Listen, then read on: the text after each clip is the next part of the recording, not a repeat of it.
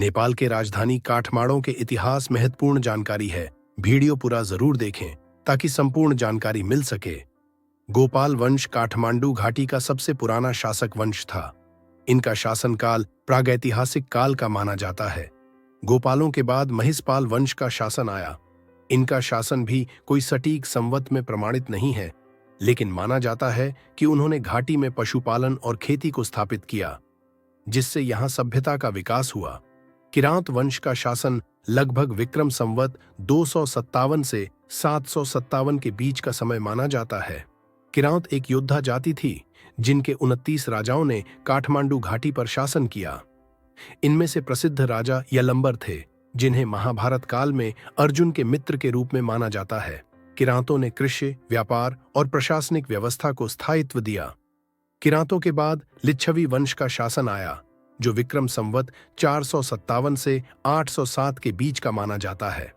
लिच्छवी काल में घाटी को कांतिपुर के नाम से जाना जाता था।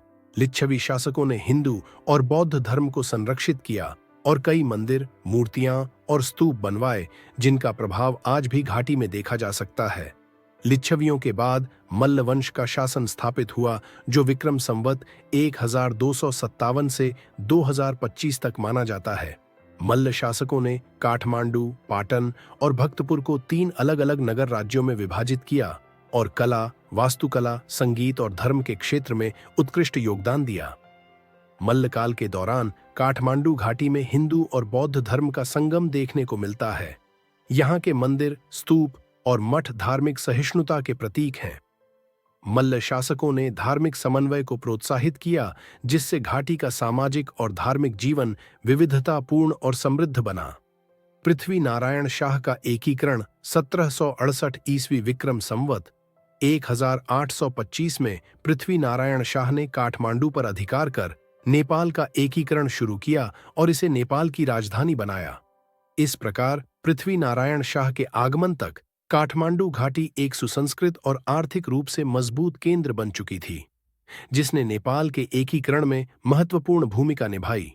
काठमांडू महानगर पालिका का औपचारिक गठन विक्रम संवत 2049 में हुआ।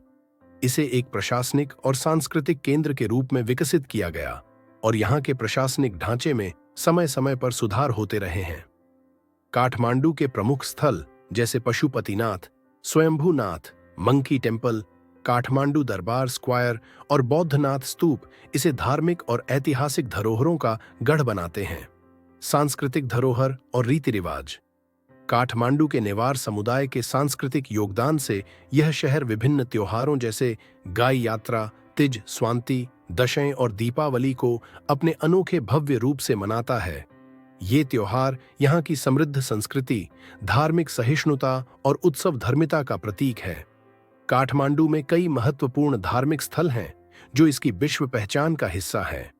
पशुपतिनाथ मंदिर भगवान शिव को समर्पित यह मंदिर विश्व धरोहर स्थल है। स्वयंभूनाथ मंकी टेम्पल एक महत्वपूर्ण बौद्ध स्थल और पर्यटकों का आकर्षण केंद्र।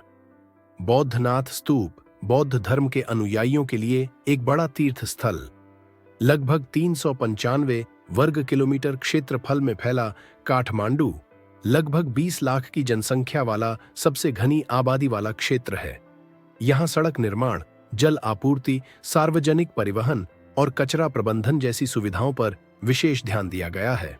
नए मॉल, व्यापारिक केंद्र और आवासीय परियोजनाएं भी काठमांडू के विकास को बढ़ावा दे रही हैं। काठमांडू में न्यू रोड, दरबार मार्ग, थमेल और बाग बाजार जैसे प्रमुख बाजार हैं। यहाँ पर्यटन, खरीदारी और खान-पान के विविध विकल्प हैं। साथ ही यह नेपाल के बैंकिंग और वित्तीय संस्थानों का मुख्यालय भी है, जो इसे एक महत्वपूर्ण आर्थिक केंद्र बनाता है। काठमांडू महानगर पालिका नेपाल का गौरव है, जहां इतिहास, संस्कृति और आधुनिकता का अद्भुत समन्वय देखने को मिलता है। इसकी प्राकृतिक सुंदरता, धार्मिक स्थल और सांस्कृतिक विविधता इसे एक अनोखा और प्रेरणादायक शहर बनाते हैं, जो नेपाल के लोगों और विश्व भर के पर्यटकों को समान रूप से आकर्षित करता है। ये क्षेत्र सुंदर, रमणीय और मनमोहक है। ये वीडियो आपको कैसा लगा? कृपया लाइक, कमेंट और शेयर जरूर करें। हमारा चैनल या पेज पर नया आया है तो कृपया इसे फॉलो और सब्सक्राइब करना न भूलें।